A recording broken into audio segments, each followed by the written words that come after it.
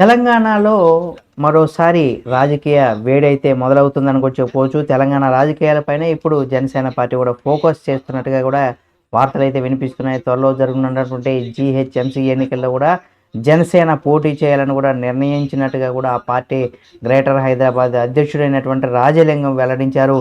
కూకట్పల్లి నియోజకవర్గంలో ముఖ్య నాయకులు, కార్యకర్తలతో కూడా జనసేన రాష్ట్ర ఇన్ఛార్జ్ నేమూరి శంకర్ గౌడ్ సమావేశమయ్యారు. పార్టీని బలోపేతం చేయాలని, కార్యకర్తలు ఇక్కడ సమీకరణ పైన కూడా దృష్టి సారించాల్సినటువంటి అవసరం ఉందనేసి కూడా ఆయన చెప్పడం జరిగింది. మరి చూద్దాం ఈ జీహెచ్ఎంసీ గ్రేటర్ ఎలక్షన్స్లో కూడా జనసేన పోటీ చేస్తుందా లేదా అనేది కూడా తెలియాలంటే అధికారికంగా ప్రకటించేంత వరకు కూడా మనం వేచి చూడాల్సిందే.